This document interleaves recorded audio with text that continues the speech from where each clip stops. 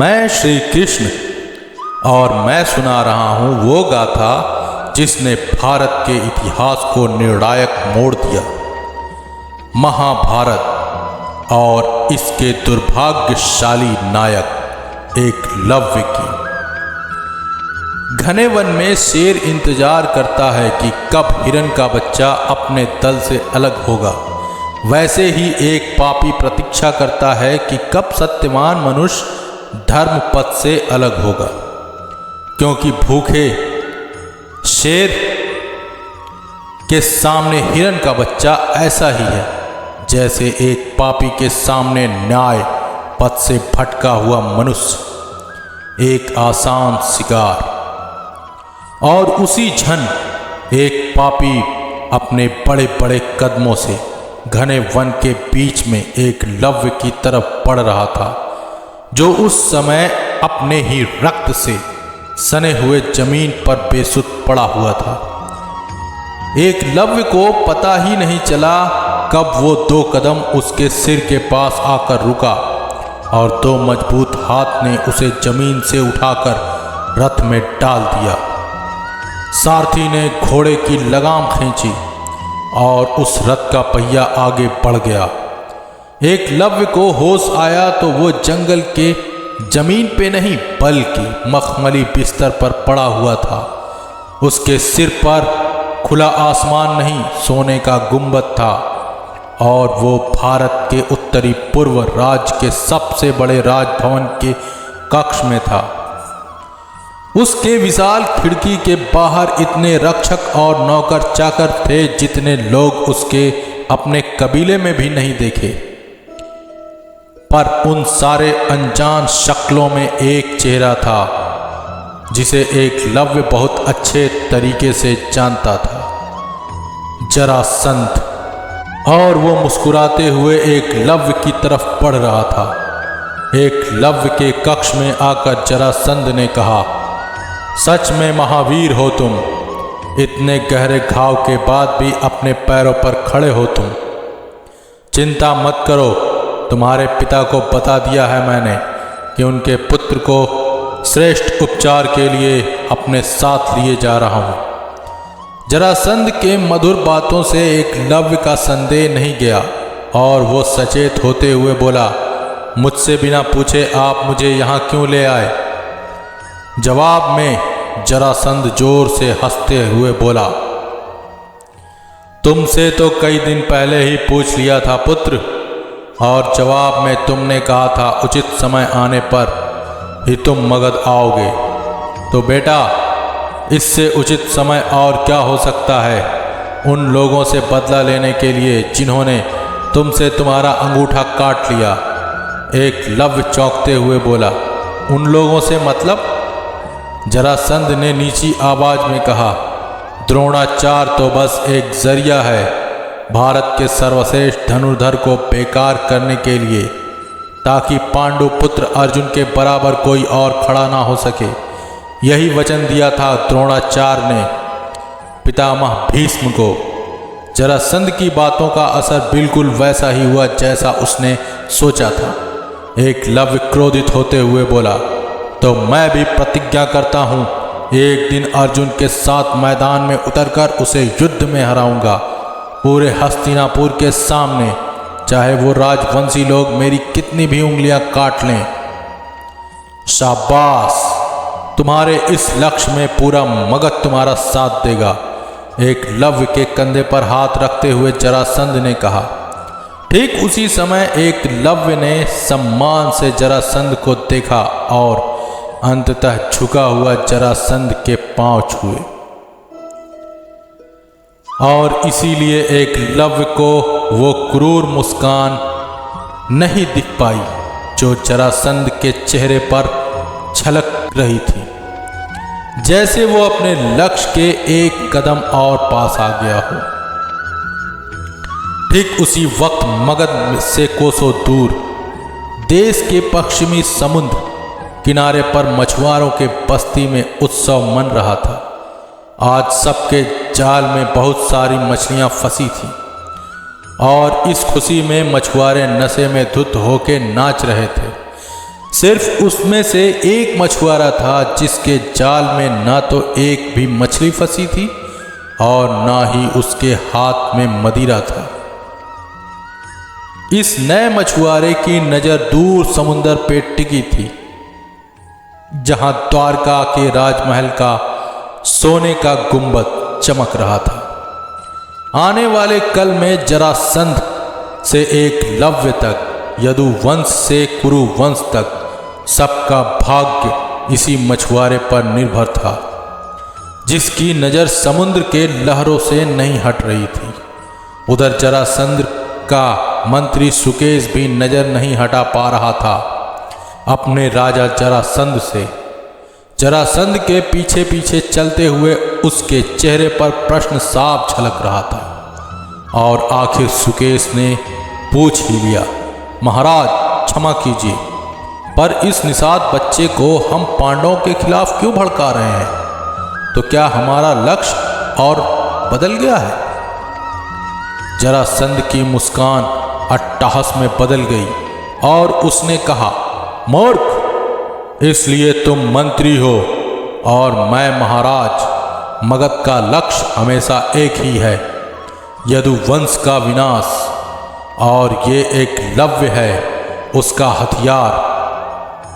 उस हथियार को मगध में रखने का बहाना ये सब कुछ समझे और हमारे पास रहेगा, बदले की आग में जलता रहेगा और उसके पीछे पीछे चलते हुए हम पहुंच जाएंगे द्वारका।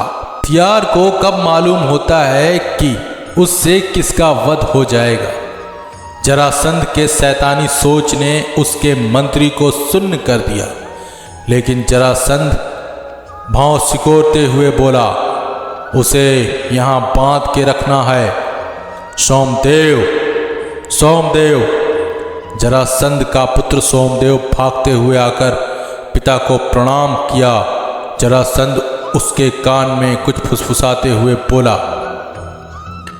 जरासंध की रहस्यमयी योजना उसके पीछे खड़े मंत्री को भी सुनाई नहीं दिया, पर कोसों दूर द्वारका में उसके शब्द मेरे कानों में गूंज रहे थे।